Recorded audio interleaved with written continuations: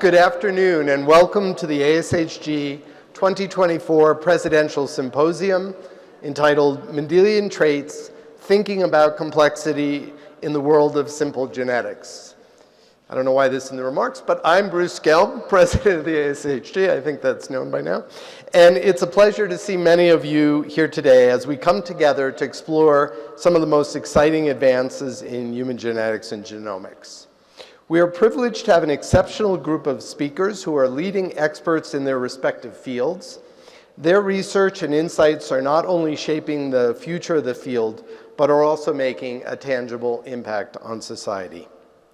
Before we begin, I'd like to express my gratitude to our event organizers, sponsors, and of course, all of you for being part of this important symposium.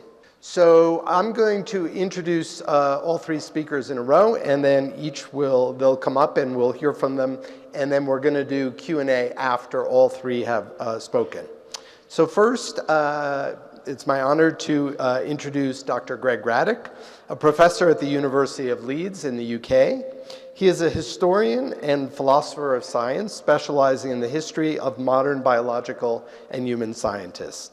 Dr. Radick has published widely on the history of biology and the human sciences after 1800, with emphasis on Darwin and Darwinism, genetics and eugenics, sciences of mind, language, and behavior.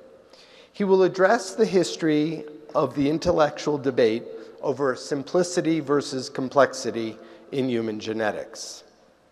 Following that, we are honored to hear from Dr. Athena Starlin Davenport, an associate professor in the Department of Genetics, Genomics, and Informatics at the College of Medicine at the University of Tennessee Health Science Center.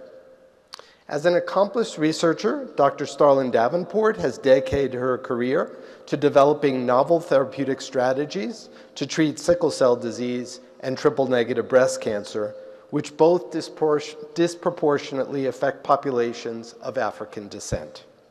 She currently serves as the chair of ASHG's Diversity, Equity, Inclusion, and Accessibility Committee, and that was changed yesterday from task force, and will share her insights on sickle cell disease and how randomness or stochasticity contributes to phenotypes. Our third and final speaker will be Dr. Stas Schwartzman, a professor at Princeton University who is focused on the quantitative analysis of development. His goal is to establish models that connect multiple levels of description from gene sequence to pattern formation and morphogenesis. Dr. Schwartzman uses experiments, theory, and computational approaches to develop predictive models of dynamical processes in cells and tissues, and his presentation today will address the understanding of how genetic complexity modifies a paradigmatic, simple genetic trait. Without further ado, let me welcome Greg Radick. Well, good evening, everyone, and many thanks, Bruce, for the very generous introduction and for inviting me to kick things off. I'm going to begin, as I must, with a couple of statements.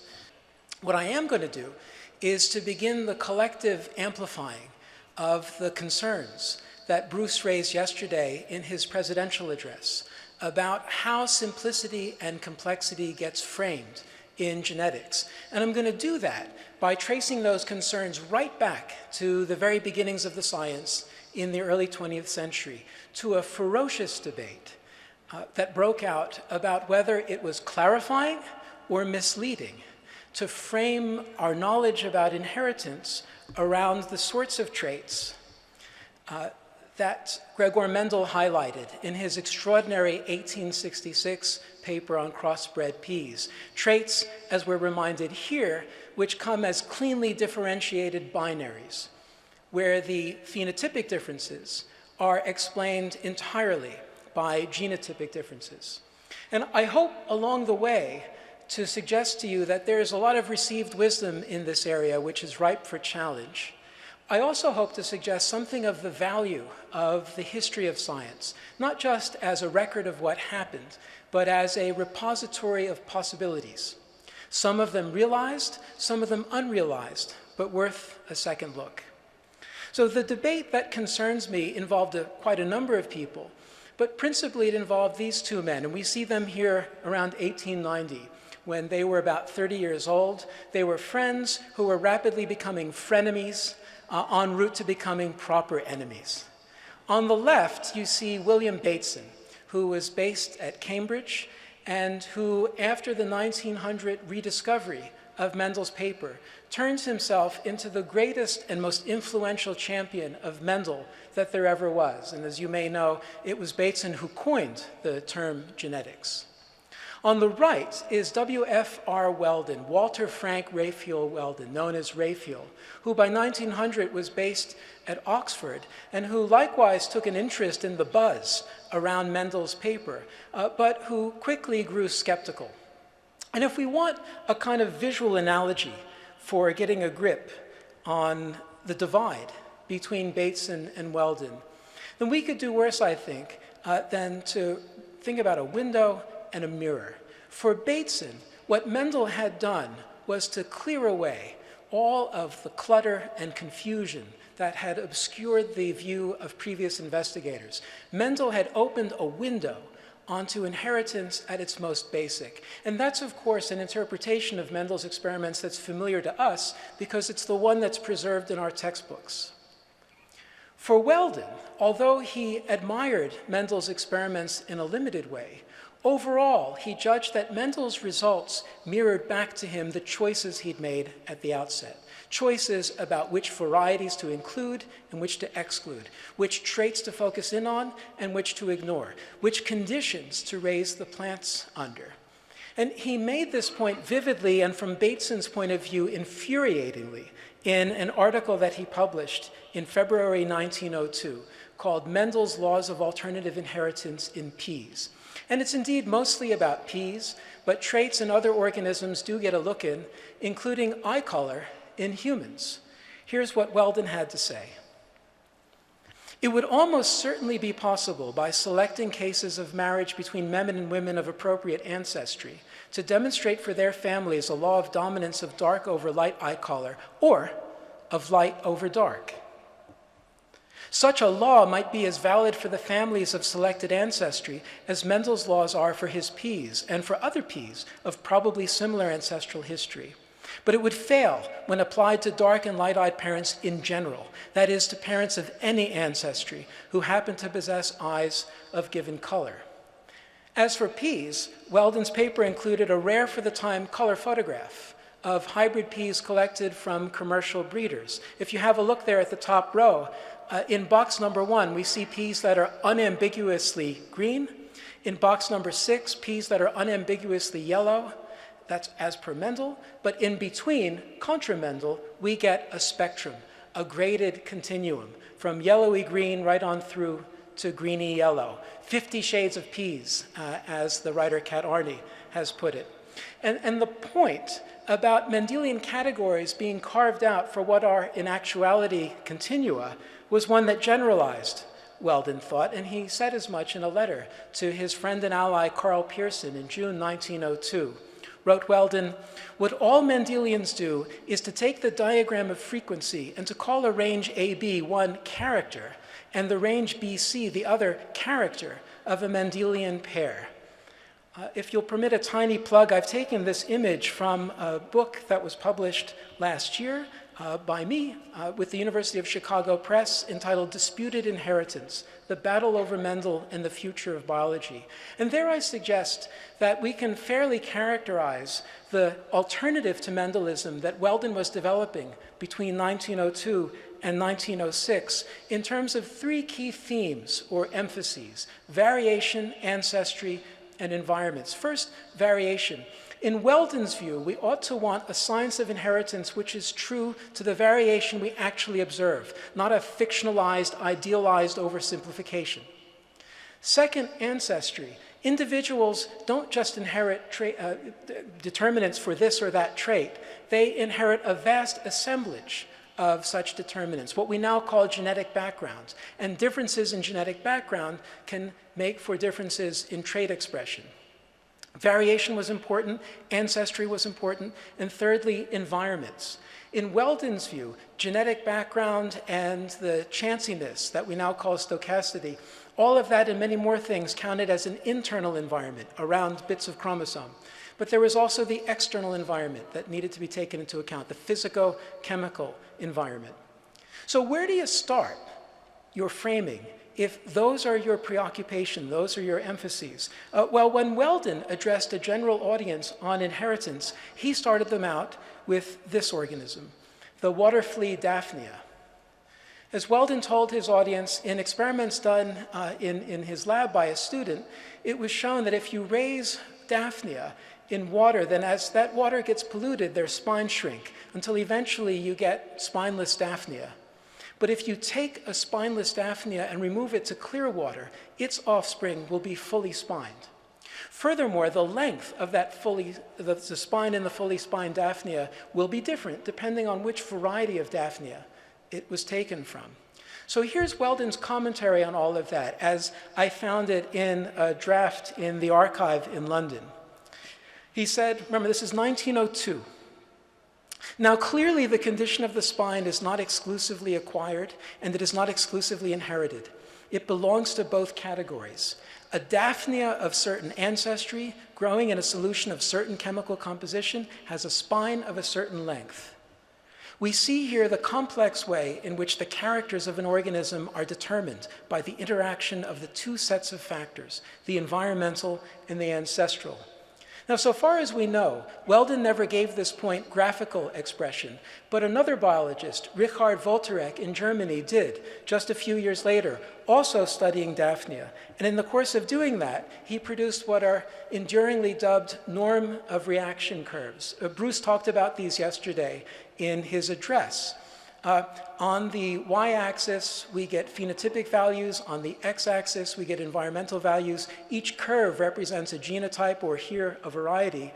And what you see at a glance with such diagrams is that phenotypes are the variable upshots of particular genotypes responding to particular environments. And it's worth pausing to savor the contrast with the emblematic diagram from the alternative, the Mendelism that we grow up with, the Punnett square, where again, characters are represented as blockily binary, and nothing matters causally except allelic combinations. And if we ask ourselves, well, given that these were both on the table in the early 20th century, why is it that we ended up with genetic knowledge framed around Punnett square simplicity? Well, there may have been good reasons for it, but if there were, that wasn't what decided it. What decided the issue was the death, unexpectedly, in the spring of 1906, of the otherwise robust Weldon at the age of 46, with his book setting out his alternative perspective, almost finished, but remaining unfinished and unpublished. And ever since, we have the organization, the framing that's familiar to us, right? Where we start off with Mendelian Punnett square simplicity, and then everything else gets pushed off to the periphery. No one's in denial about it, but patterns like norm of reaction curves are treated not as central, primary, exemplary, but as secondary, exceptional.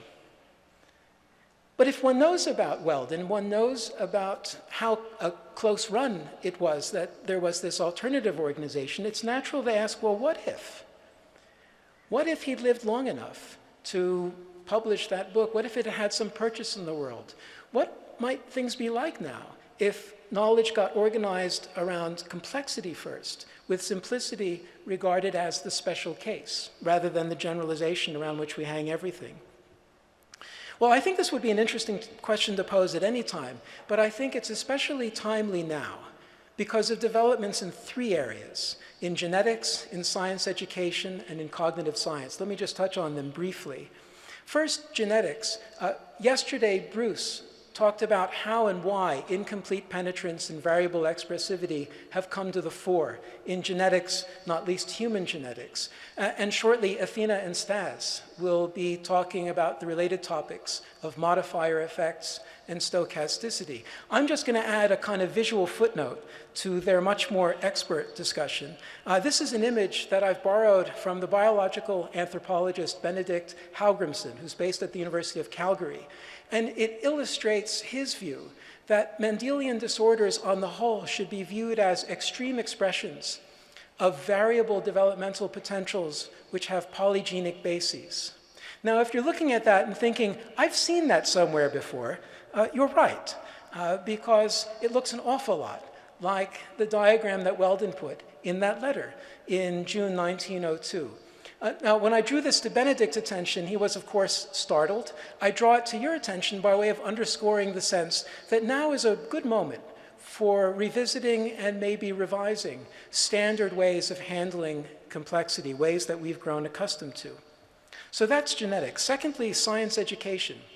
And the best work being done in the world on the downsides of anchoring student understanding of genetics on Mendelian patterns is being done right here in Colorado by Brian Donovan, formerly of BSCS in Colorado Springs, now at the University of Colorado Boulder.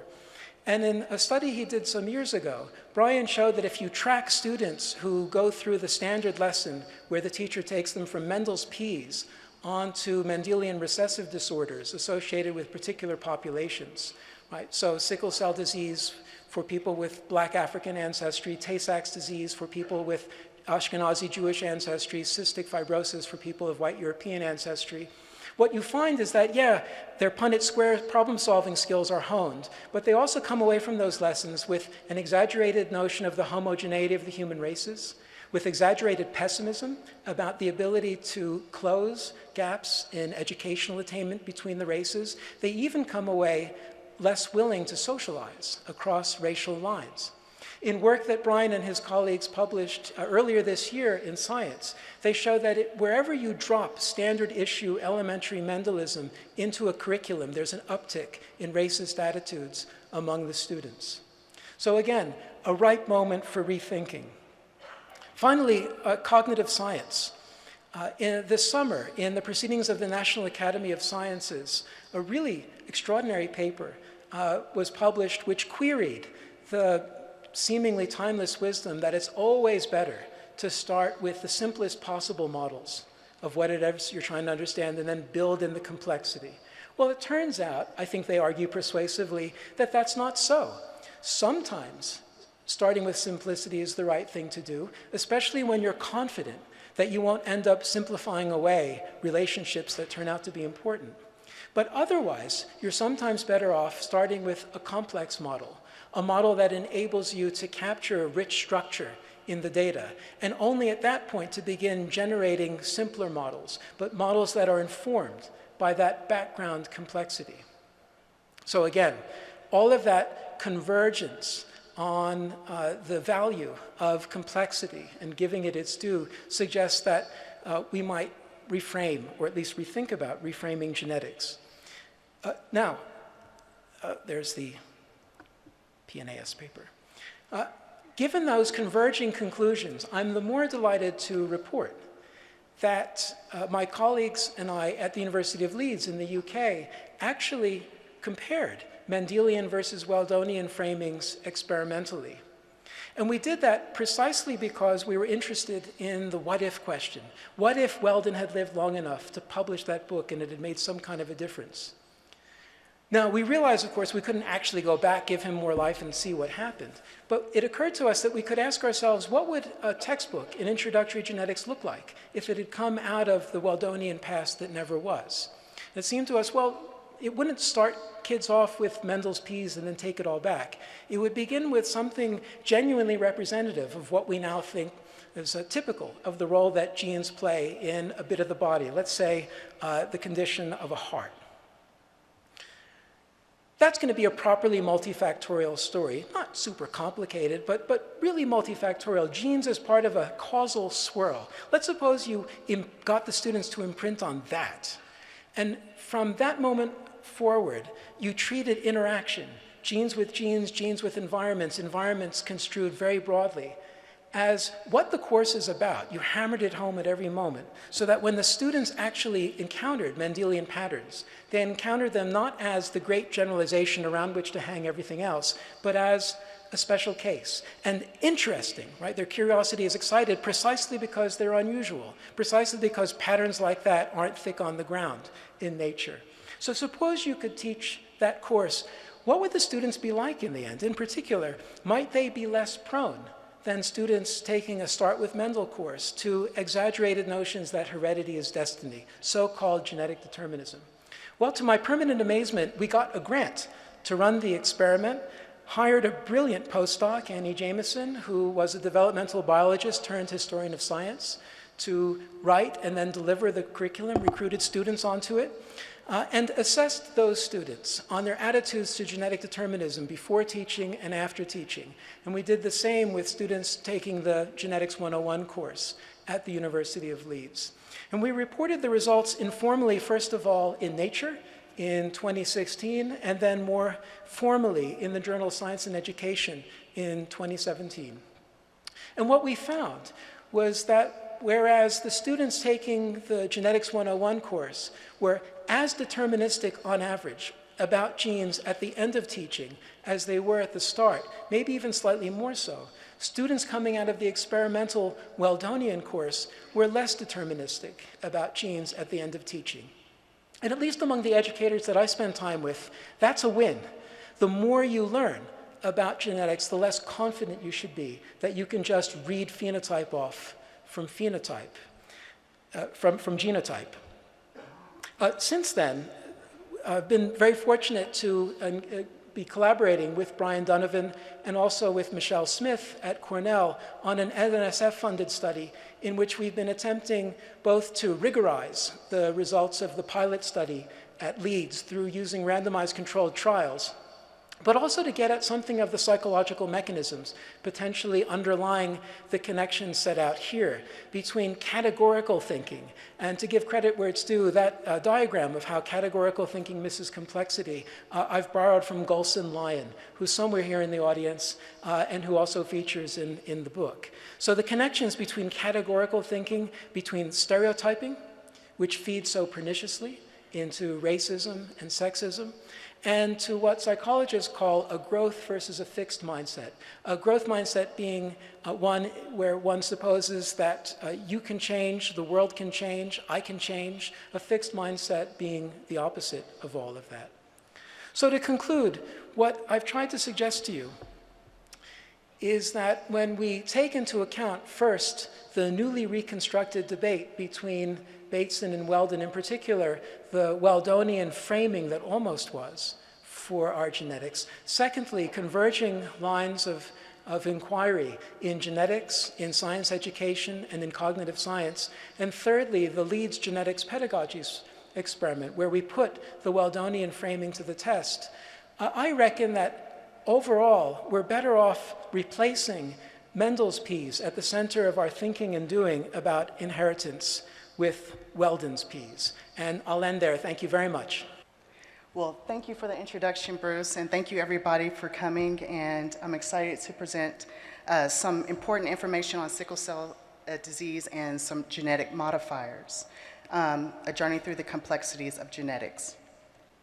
So our pain is real, so believe us, is a commonly shared truth among sickle cell warriors.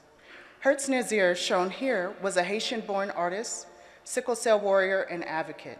He gave a voice to the commonly shared truth experienced from the sickle cell community through his paintings. At the age of only 48, Nazir left behind a beautiful legacy and the gift of his art. This painting, entitled Sickle Cell Matters, depicts the unbearable pain many sickle cell warriors endure on a daily basis. Hertz Nazir is one of over 8 million people affected with sickle cell disease. Sickle cell disease is a monogenic red blood cell disorder that is particularly common among those who are descendants of tropical and subtropical regions where malaria was common, particularly in sub-Saharan Africa and parts of Asia.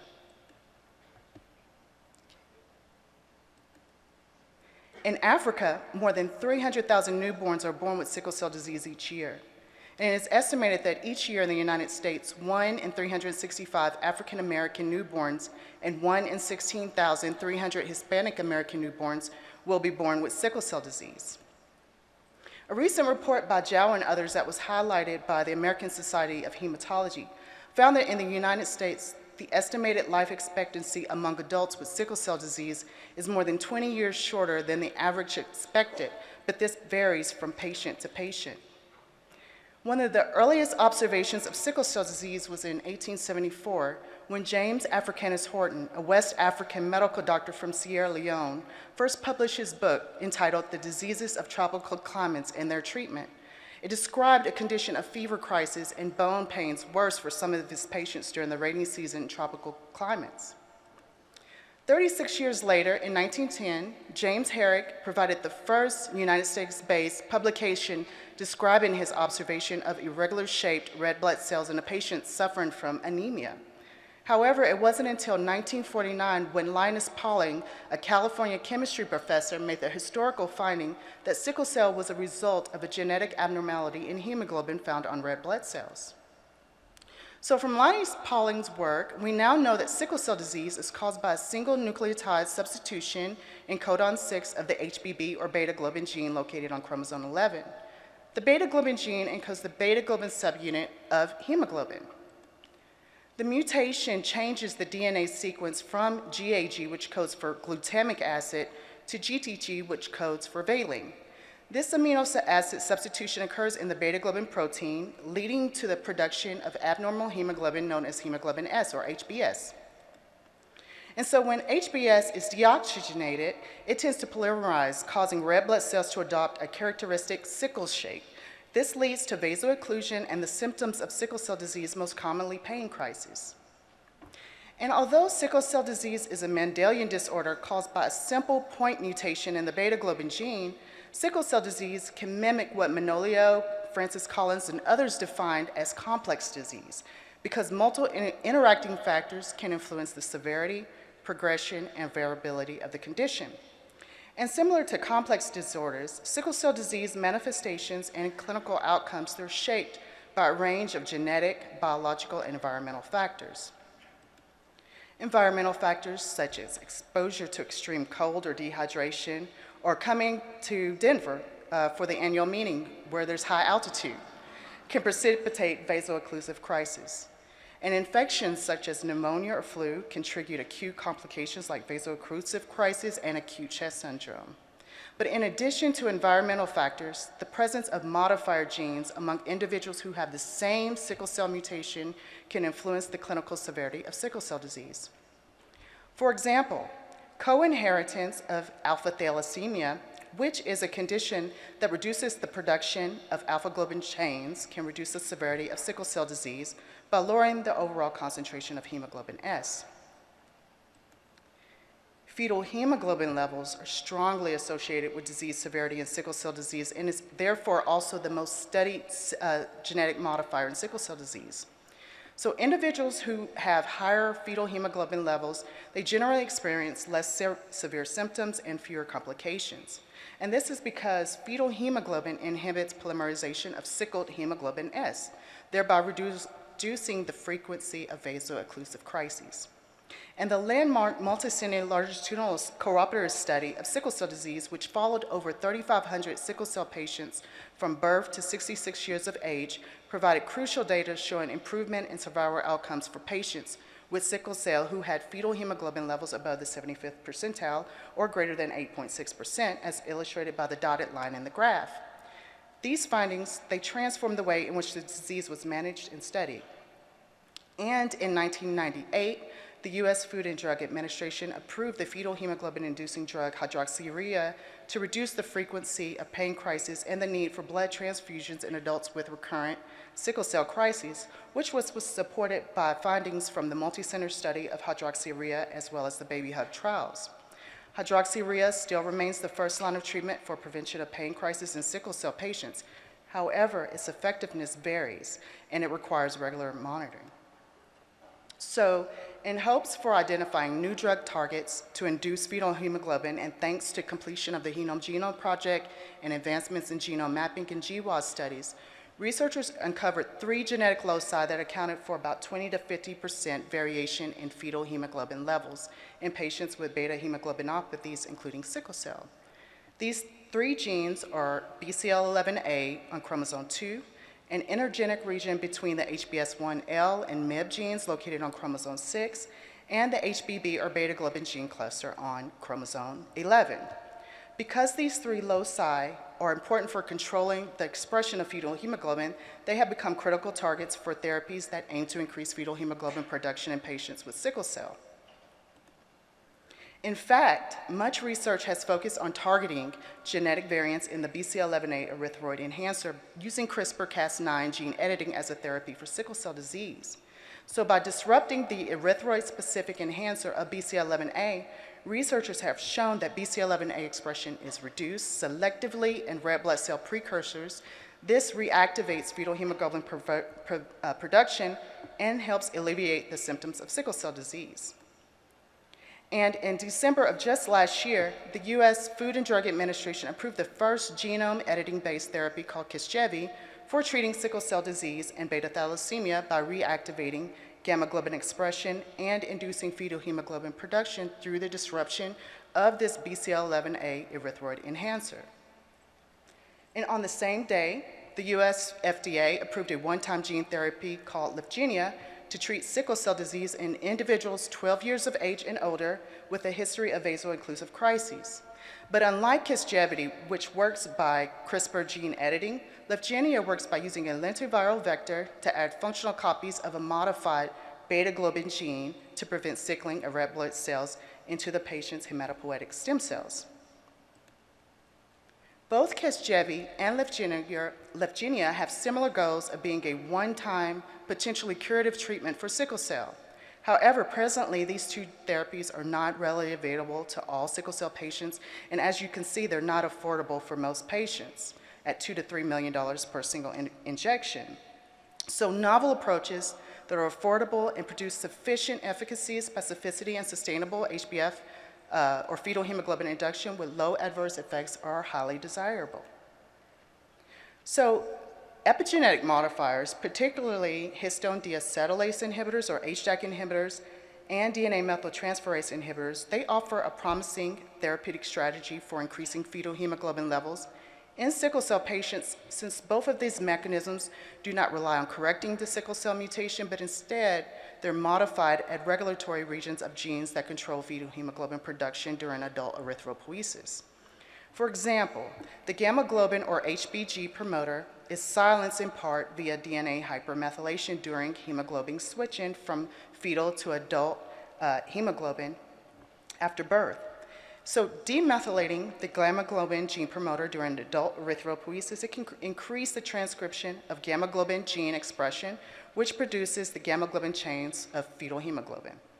The DNA methyltransferase inhibitor drug decitabine has been studied just for this purpose, for its ability to increase fetal hemoglobin levels through demethylating the gamma globin gene promoter, leading to gamma globin gene reactivation.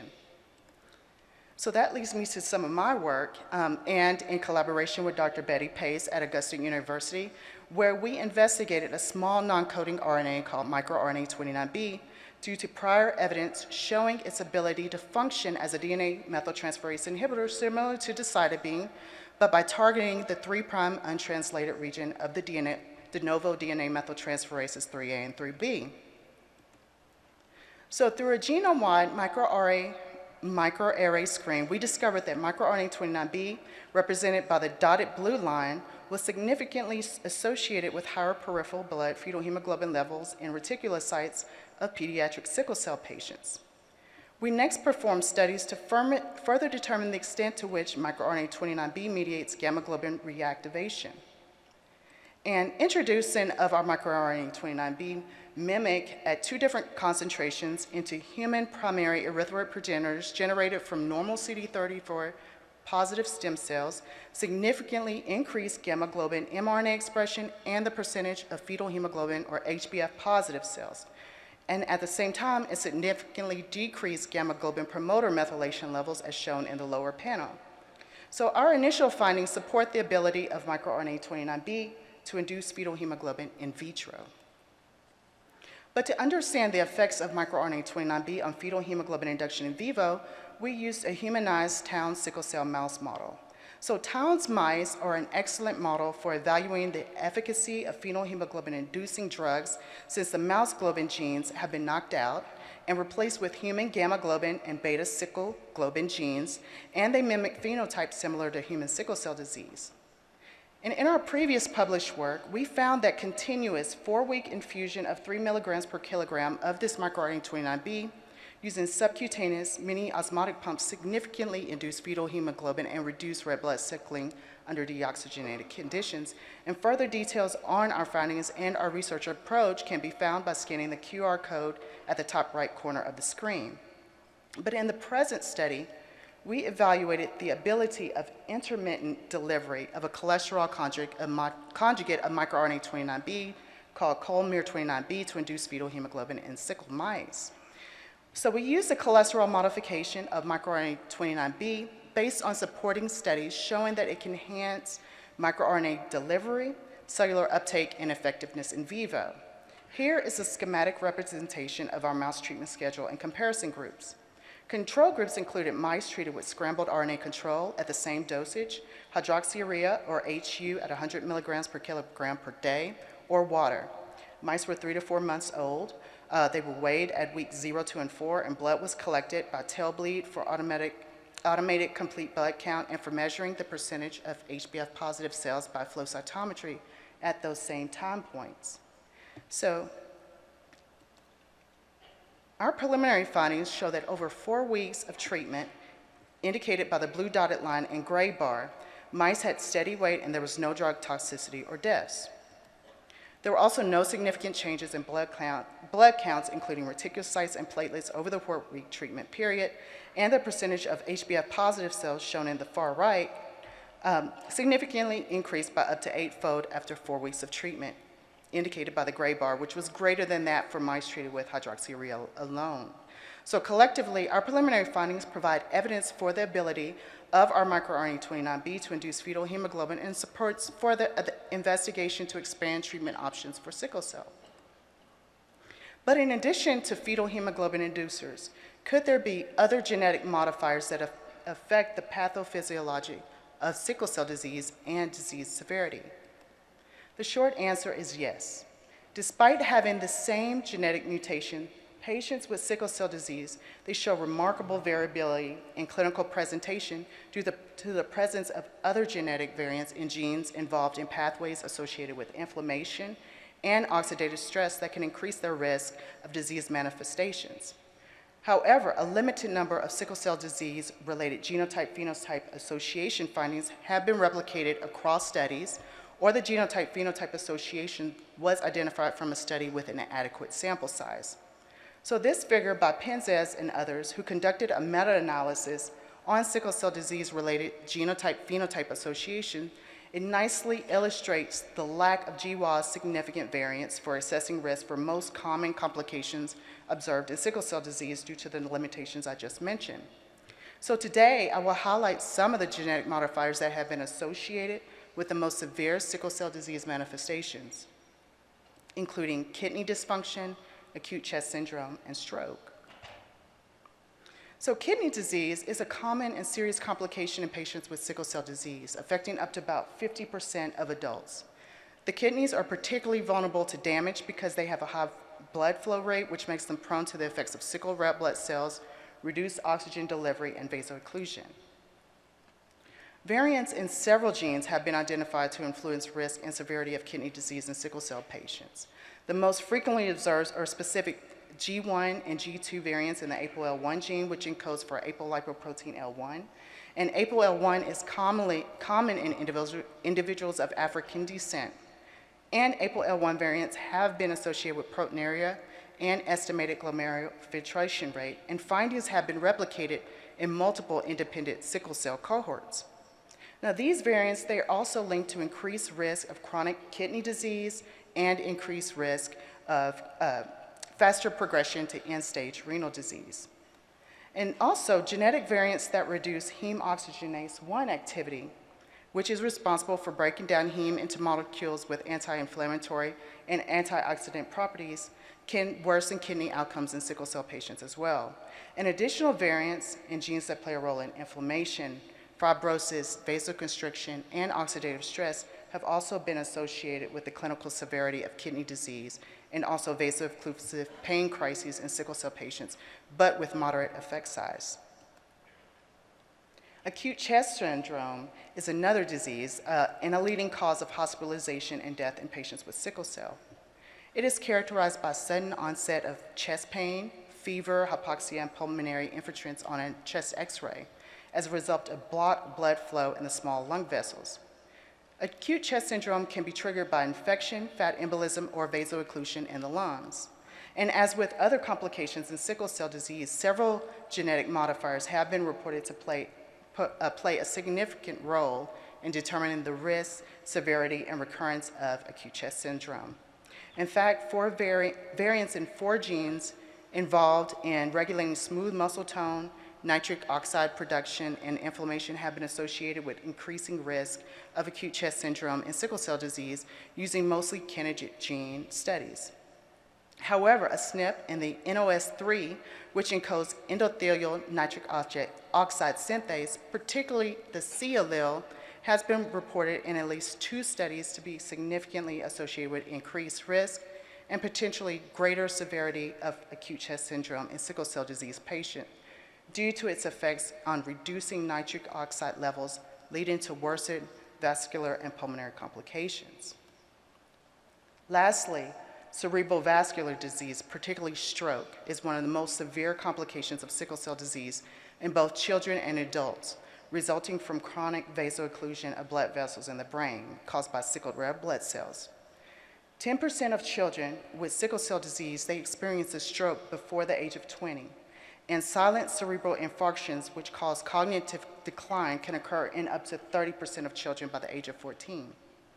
And of course, vaso-occlusion can lead to ischemia, infarction, and hemorrhage, resulting in long-term neurological damage and poor quality of life. And genetic variants in over 20 potential modifier genes have been identified to increase risk of stroke in patients with sickle cell. However, only 5 of those genetic modifiers have been replicated in at least 1 study. These modifier genes include TNF-alpha, TGF-BR3, annexin-A2, TEC, and ADCY9, which play a role in inflammatory responses, cell adhesion, vascular repair mechanisms, and oxidative stress. However, I will caution there is a need to further validate these results in larger sickle cell cohorts. So in summary, I have described the ways in which a simple genetic trait that causes sickle cell disease can be exacerbated by genetic modifiers that contribute to the complexity of disease manifestations.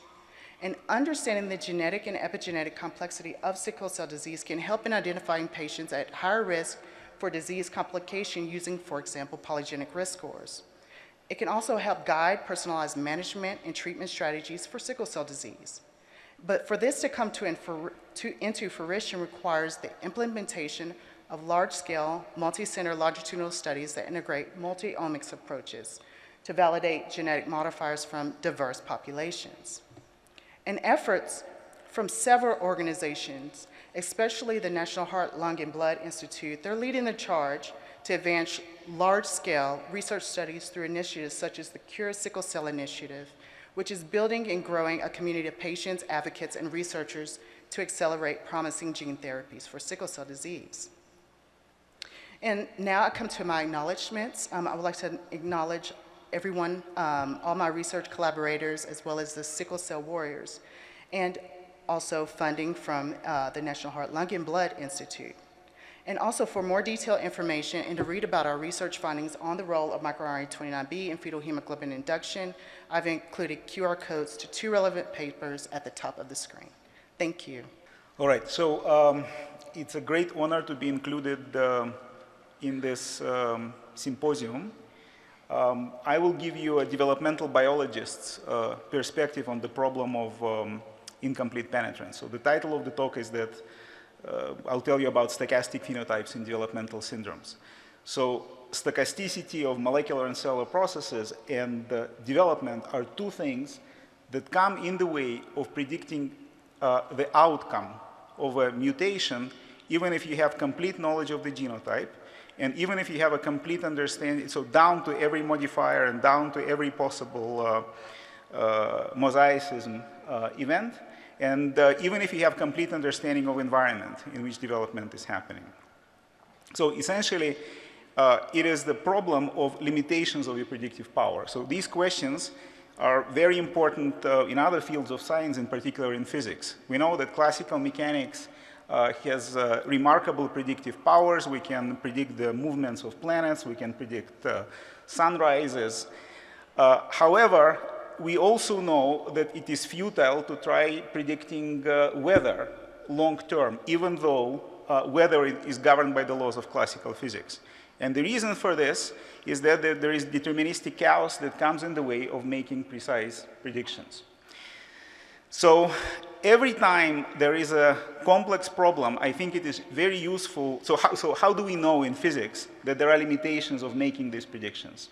We know this in physics because we have constructed mathematical models that show the limitations of classical mechanics in complex phenomena. In biology, in development, in the genotype to phenotype problem, we are nowhere near having even approximately correct models that can be used to probe the phenomenon. So in the absence of mathematical models, I think it is absolutely essential to develop models, experimental, that can be used to illustrate phenomenon at its purest form. So today, I will tell you how we're trying to approach this problem in flies, but I will motivate the experiments that you are going to see in experiments from vertebrates. So the first experiment comes from, so how do I go back? From pre-Mendelian era of genetics. So this was an observational experiment that was done by Maupertuis, who was a French polymath who at the time worked in Berlin as a president of the Academy of Sciences. He found about a family of a surgeon where polydactyly ran in several generations, in 3 or 4 generations. He knew about the frequency of polydactyly in general population, and he did essentially correct calculation to show that this is a heritable trait. So this was, to the best of my knowledge, the first construction of a pedigree in human genetics more than 100 years before Mendel. 100 years later, another famous geneticist, Sewell Wright, was also studying polydactyly, but he was studying polydactyly in guinea pigs. So he was doing experiments continuing his PhD work, and in the course of 20 years of crossing polydactylous strains of guinea pigs, he found out that no matter how carefully he and his colleagues tried to control environment and tried to control the genetic background, there was absolutely no way that this trait could become completely dominant. So there was always something that got in the way of obtaining full penetrance of polydactyly in this case. So in thinking about it, he was the first person who introduced the importance of chance in thinking about these problems by noticing how commonly the polydactylous limbs were observed in different conditions on the left and the right-hand side of the organism.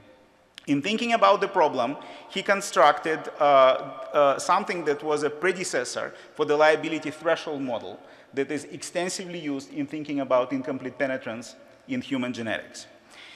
So today I will tell you how we try to construct an experimental system that could be used as a basis for understanding quantitatively the basis of the liability threshold model. So we came across this experimental system in using, for some reason it doesn't work, in using Drosophila to study something that is known paternal age syndromes. So these are the syndromes where causative mutations come from unaffected fathers because the same cell is used in a stem cell niche to produce more and more copies of itself and accumulates mutations over time. Furthermore, some of these mutations give competitive advantage to the future sperm cell, and as a consequence, there is a clonal expansion. So multiple such mutations cluster within the RAS signaling pathway that has been extensively studied in the context of cancer. These mutations are typically gain-of-function mutations, and it is known that exactly the same mutation can have very different effects in carriers, even in monozygotic twins. And furthermore, from analysis of biobank data, we know that multiple asymptomatic people can carry the mutation. So we chose to work on the RAS pathway because so much was understood or is understood about this pathway in the context of cancer. So it's a pathway that is stimulated by ligand receptor binding events at the cell surface, which stimulate about a dozen protein-protein interaction events and biochemical reactions inside the cell that lead to the activation of a kinase that phosphorylates transcription factors, regulators of the cytoskeleton. We chose what seemed to us the simplest component of the pathway, MEK. This is a kinase that phosphorylates just a single kinase, that has just a single substrate in a cell. We chose about a dozen mutations that have been identified in the RAS-dependent paternal age disorders, and we spent a number of years characterizing these mutations in the test tube. So what we learned is that these kinds of mutations make the MEK molecule just a little bit more sensitive to extracellular ligands. They make this molecule insensitive from the obligate adapters. And one of the biggest surprises of these biochemical studies was our understanding that these mutations make the pathway just a little bit more active. So it was very, very important to try to understand what is the consequence of these biochemical modifications of these molecular phenotypes in the context of the full organism. So just as we were completing these studies in the test tube, it became possible to introduce at will these mutations in the Drosophila genome. So these are absolutely remarkable tools that allow you to create perfectly paired control experiments where the genome of the fly has been modified by introducing two different nucleotides. One of these nucleotides allows CRISPR modification of the genome, and the other one introduces a missense mutation. And exactly the same process can be followed for multiple missense mutations of MEK that have been identified in RAS-dependent paternal age disorders. So this is the first experiment with incomplete penetrance that I want to describe to you. So we take about 100 embryos or hundreds of embryos that come from mothers of exactly the same age, and we compare the embryonic lethality of flies that carry these mutations to the ones that don't. Under normal conditions, approximately 90% of embryos hatch and give rise to larvae. In the presence of mutation, only 50% of embryos hatch. So and exactly the same effect is observed for every single missense mutation that we probed in exactly the same way. The magnitude of the effect is different. Instead of 50% hatch rate, we can have 20% or 40%, but we observe exactly the same effect. So what is actually happening here? Do we have modifiers? We work with inbred strains of fly, but we cannot rigorously rule it out. Environment can be different because the composition of eggs that the mothers produce can have different amounts of fats and sugars. Or is this chance? So in the rest of the talk, I will show you how we can put a number on the magnitude of the effect of stochasticity to show you that even when you try to control your genotype and your environment as carefully as we have done in this experiment, there is still significant component that varies qualitatively the outcome of the effect. So because working with embryonic lethality is hard, so this can be a compound effect of multiple events that are happening in the embryo, we decided to focus on something simple. We decided to look at a trait that would be as qualitative, as discrete as a single digit in the studies of Maupertuis and Sewell-Wright. So for this, we decided to, just like Wright, so we decided just like Wright to look at bilaterally symmetric structures like paired ribs or paired muscles. that depend on, in their formation and specification on the activity of the RAS signaling pathway, and we use the fact that we are bilaterians and Drosophila are bilaterians. So in the rest of the talk, I will tell you how we extracted data from a bilaterally symmetric tracheal system of the fruit fly. First, you will have to admire the anatomy of the system. So this is a larva with spiracles in the front and in the back.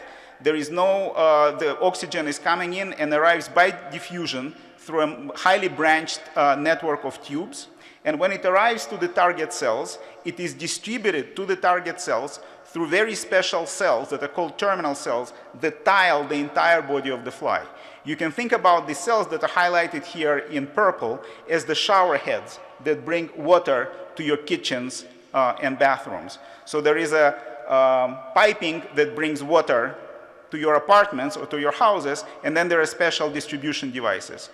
Because there are multiple segments in the fly, there are multiple terminal cells, and there are terminal cells on the left and on the right, we can study the effect of exactly the same mutation in the context of the same genotype and in the context of the same environment, because we are studying it in the same individual. Okay, this is how terminal cells look up close. So so there is one cell on the left, there is one cell on the right. These cells have absolutely unique morphology that you cannot mistake. They look like neurons. But unlike neurons, they have a gas inside them which fits them to the piping of the tracheal system. So what we knew from previous studies of the system, we knew that each of these terminal cells is selected from a very small primordium that has 6 to 8 cells. One of these cells acquires highly branched morphology and becomes the green terminal cell. The other cell allows it to connect with the other cell from the other side of the embryo, and the other ones are just a fitting that connected to the piping. In the presence of increased signaling, you can specify more than one terminal cell. And because the cells have such unique morphology, it's very easy to recognize what actually happened. So we examined the larvae from the flies with introduced mutations. We have done it for multiple mutations, and we discovered that introduced mutations from MEG-dependent paternal age disorders can introduce extra terminal cells. So in the left, you see a normal case where there is one cell on the left, one cell on the right. On the right, you see the case when it's like bilateral polydactyly. But instead of having extra digit that contains God knows how many cells with nerves and bone and muscle, in this case, we just have just a single cell. Furthermore, just like right, we found that the phenotypes are asymmetric. Very frequently, we observed that extra cell would be specified only on one side of the organism. Furthermore, by analyzing the statistics of defects that are present on both sides of the body, we understood that the effects of the same mutation that has been introduced through the side of the genome on two sides of the organism are completely independent of each other. If we just have the net frequency of defects through the entire larva, and we multiplied the frequency of these defects by each other, we would observe the probability of having bilateral polydactyly. So not polydactyly, polyterminal cell Li.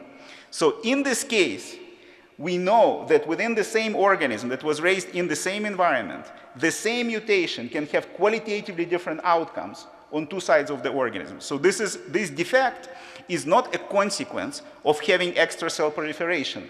The size of the primordium was not affected, so this is a defect in misspecification of the cell. So in this case, we have an example of a structural defect with partial penetrance that has been reduced in its complexity to just a single terminal cell, to just a single cell. So, so results like this can explain why monozygotic twins that have mutations that are associated with paternal age RAS-dependent disorders can show discordant phenotypes. This does not exclude the possibility that such observations depend on mosaicism, but it shows that in a highly controlled conditions, we need to think of stochasticity. So this is where we were about a year ago. But since that time, we have established, at the time, we were analyzing the final phenotypes. We were scoring the extra cells that were introduced by the presence of mutation. But we know much more about the process in which these cells are specified. We know the ligand, we know the receptor, we know every single component in the pathway, and we know the transcription factors that are necessary to give these cells their fate. Furthermore, we know the window during embryogenesis where these cells are specified. And Alison Simpkins, a graduate student in my lab, established live imaging assays that can allow us to monitor how these phenotypes actually emerge in the embryo. So what you see is that there are two identical cell fate specification events that are happening on the left and on the right-hand side of the organism. And this is happening multiple times in every segment of the fly. So in this movie, that will play in a second, what you see is that this primordium is changing shape. One of these cells becomes a terminal cell because it changes this morphology. And what you see here is the process by which this primordium with correct cell specification meets its partner from the other side of the embryo. So what you see is almost like a touch on the ceiling of the Sistine Chapel. So we can study this process not only at the level of morphogenesis, but we can also tag every single transcription factor that is involved in giving these cells their identity. We know that the cells that acquire these highly branched morphologies express a transcription factor that's called serum response factor. The two cells that become the terminal cell and the connection cell to the other side of the embryo express pointed. And we know when and how these transcription factors are expressed. So we can tag the transcription factors, and as a consequence, we can watch when and how these transcription factors are induced under the action of the inductive signaling event in the absence or in the presence of mutations. So in addition to collecting these live imaging data, we have established protocols that can allow us not only detect these events, but to track changes in positions of cells where these transcription factors are induced under the action of inductive signaling factors. And we can watch how two cells right next to each other assume different fates. One becomes a fusion cell that connects the modified effect of this primordium to what is happening on the other side of the embryo, and the other one becomes a terminal cell. And we can now collect statistics of these events in the absence of presence of mutations. So I think with these tools in this system, we can get back to the liability threshold model that was introduced by Sewell Wright, and the variants of which have been mentioned several times in the talk by Greg, because these are these curves where liability, which is quite a nebulous concept, reflects the combined effects of genotype, specific molecular events, and the cellular processes in this specific region of the embryo and environment in which this embryo is evolving. So to summarize, what I can tell you is that this is just one of the phenotypes that we are studying using the tools that are enabled by molecular, cell biological, and genetic understanding of signal transduction and cell fate specification pathways in development, capitalizing on a highly conserved nature of the molecules that are commonly deregulated in human developmental disorders. So this is a system where we can put a number on the magnitude of the stochastic contribution to incomplete penetrance. This analysis has already been performed for multiple disease alleles that are associated with MEC, and there is absolutely nothing that prevents doing this from other components of the pathway and for their pathogenic alleles. We can score not only the final phenotypes, but we can watch how the phenotypes emerge in the consequence, in the course of development. And we can start asking and answering questions whether qualitatively different, whether all embryos, whether all animals that display qualitatively different outcomes arrive to these qualitatively different outcomes in exactly the same way. And thank you very much. I'll be happy to answer any questions.